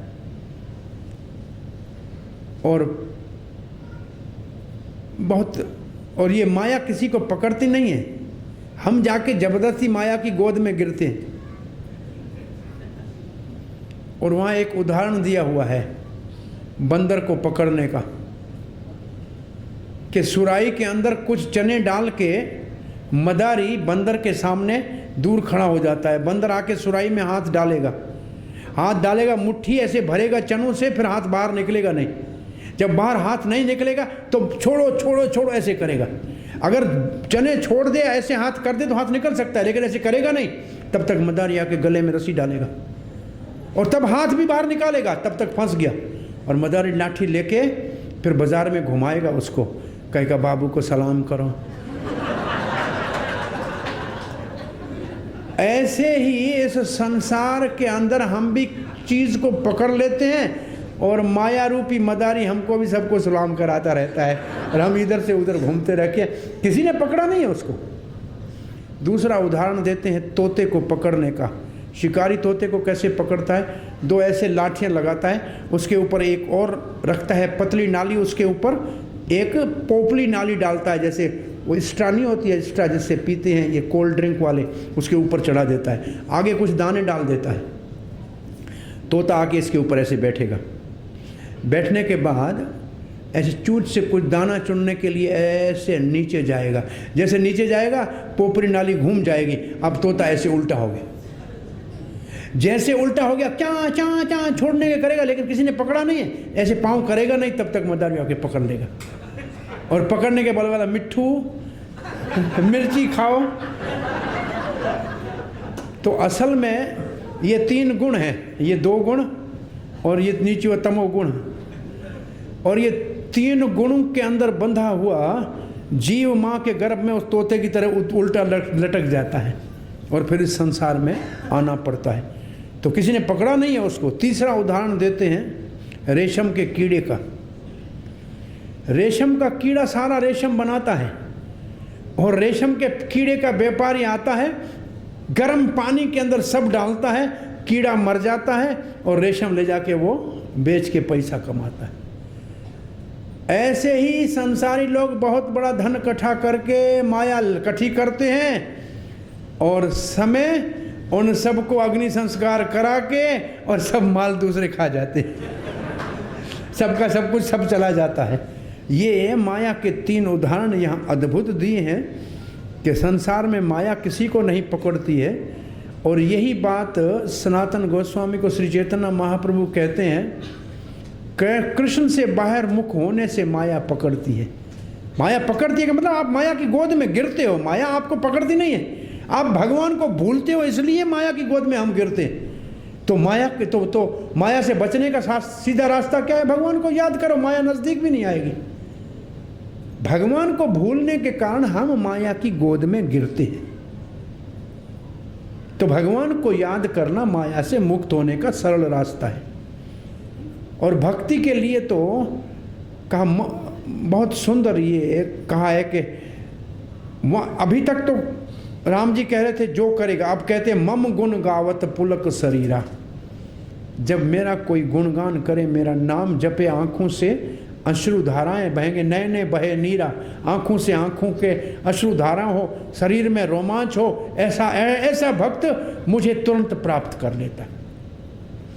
तो भक्ति का यहाँ बहुत सुंदर रामचंद्र जी शिक्षण देते हुए कहते हैं, जो महाप्रभु के शब्दों में नयनम गलदश्रु, ऐसा एग्जैक्टली श्लोक है कि जिस भक्त को भगवान के गुणगान करते हुए आंखों में अश्रु आए, रोमांच हो जाए, आनंद में गदगद हो जाए, वो भगवान राम कहते हैं मुझे बहुत प्रिय है, उनको मैं सुलभ हूँ, उनको कहीं ढूंढने की जरूरत नहीं है। लेकिन ये कथा कहते हुए राम जी कहते हैं नहीं, मैं जल्दी में थोड़ा संक्षेप में आप बताऊंगा।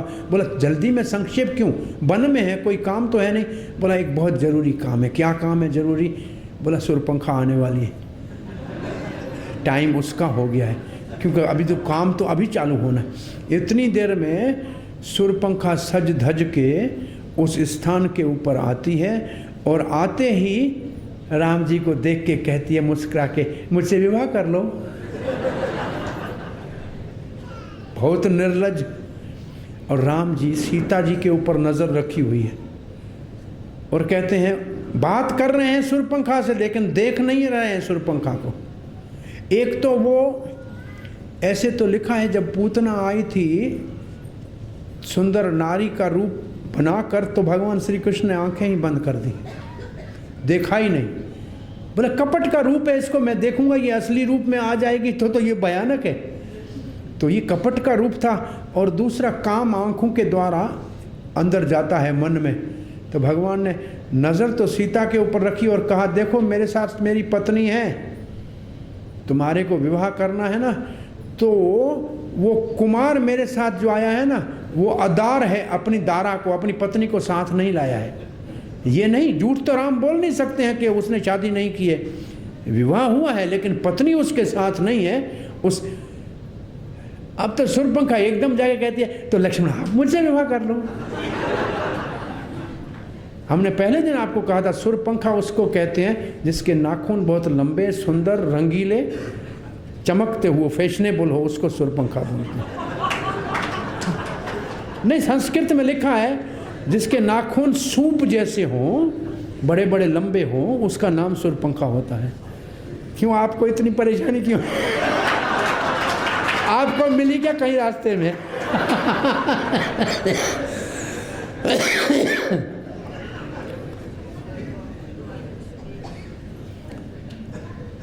अब लक्ष्मण जी कहते हैं, देखो मैं इनका दास हूं, तुम मुझसे विवाह करोगी तो सारी उम्र नौकरी करनी पड़ेगी, उसी से विवाह कर लो। अब वापस राम जी के पास आती है, इसको कहते हैं कामचारणी। उसका ये मतलब नहीं था किससे विवाह करना है, बस काम में, एक तो असुरी थी, एक कामचारणी थी, न धर्म का व्यवहार था न संस्कार थे। राम जी ने फिर उधर भेजा, बाल की तरह, वो उधर फेंके, वो उधर फेंके। तो उसने कहा, इस स्त्री के कारण आप मुझसे विवाह नहीं करना चाहते हो ना, मैं इसको ही नोच के खा जाती हूँ। वो सीता की तरफ ऐसे लपकी। राम जी कहते हैं, लक्ष्मण देर मत करो,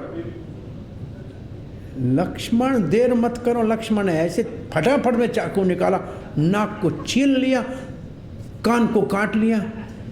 अब तो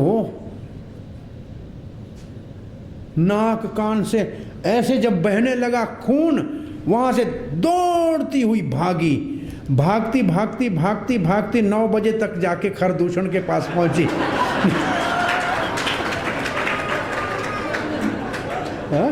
9 बजे खरदूषण के पास पहुंची, रात का टाइम।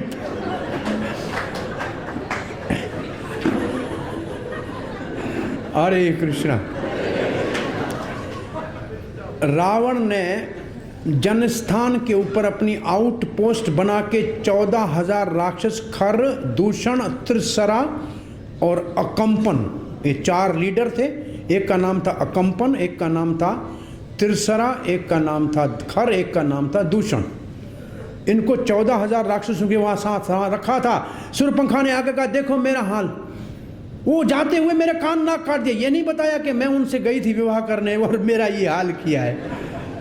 14 राक्षसों को भेजा, जाओ उसको जिंदा पकड़ के आओ या मार के आओ। 14 आए। राम जी ने कहा, लक्ष्मण तुम सीता की रक्षा के लिए खड़े हो जाओ, मैं राक्षसों को देखता हूँ। राम जी ने कहा, देखो हमें आपसे कोई झगड़ा नहीं है, आप जाइए, हमसे झगड़ा आपसे करना ही नहीं है। नहीं नहीं, हम आपको जबरदस्ती पकड़ने के लिए आए हैं, या मारेंगे या पकड़ के जाएंगे। शूर्पणखा पेड़ के पीछे खड़ी है कि अभी इनको बांधेंगे, फिर मैं कहूँगी विवाह करते हो कि नहीं। वो तो खड़ी थी पीछे। तब तक राम जी ने कहा, ये मानने वाले लातों के भूत बातों से नहीं मानते हैं कि एक बाण से 14 के प्राण निकल गए और शूर्पणखा पीछे से भागी। खर दूषण 14 मर गए। 14 मर गए तो 14,000 को लेके खर दूषण आए। खर कहते हैं गधे को जो कभी समझ जिसकी मैंने कुछ भी नहीं आए, और दूषण कहते हैं जो दूसरे के दोष को देखे अपने दोष की तरफ कभी नजर ही नहीं जाए। अरे शूर्पणखा का दोष दिखता ही नहीं है और राम जी में दोष दिखता है उसको। और त्रिसरा कहते हैं एक मुंह से एक बात, दूसरे से दूसरी, तीसरे से तीसरी, से कोई ठिकाना ना हो। तो ये तीनों मूर्ख पहले नंबर के थे। भगवान अकेले रामचंद्र ने सबको मारा। खर बचा, बड़ी हाथ में गदा थी। उस गदा तो ब्रह्मा जी के वरदान से कोई मिली हुई थी, देवता भी कांपते थे। भगवान ने कहा, अभी भी आप जाओ, मुझे आपको मारने से कोई लेना देना नहीं है। महाराज एक राम जी ने बाण चलाया, नीचे खिरी गदा। राम जी का गदा उठाओ गधे, खर तो था ही, तो राम जी ने ट्रांसलेशन कर दी कि गधे गदा उठाओ। लेकिन गधा समझने वाला नहीं था। एक बाण हुआ, वो अकंपन बच गया और सीधा लंका में कांप रहा है। अरे रावण ने बोला तेरा नाम अकंपन है, तू कांप क्यों रहा है? कहता है मेरे को प्राण दान दे दो, मुझे मारोगे नहीं तो सत्य बताऊं। बोला तुझे प्राण दान दिया, बोलो। बोला महाराज 14,000 राक्षस खर दूषण के साथ राम लक्ष्मण ने मार दिए। उनसे झगड़ा मत करना, सर्वनाश हो जाएगा। बड़े बलवान है, ऐसे मैंने जीवन में नहीं देखे हैं। वैसे तो रावण मार देता, अभी तो उसको दे दिया था प्राण दान।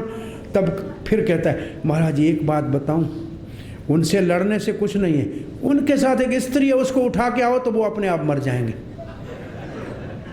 अब रावण यहाँ से योजना क्या बनाएगा? तब तक शांति से सीताराम लक्ष्मण को आनंद से रहने दो पंचवटी में, और सुरपंखा को मलम पट्टी कराने दो, आप प्रसाद पाओ। हरे कृष्णा।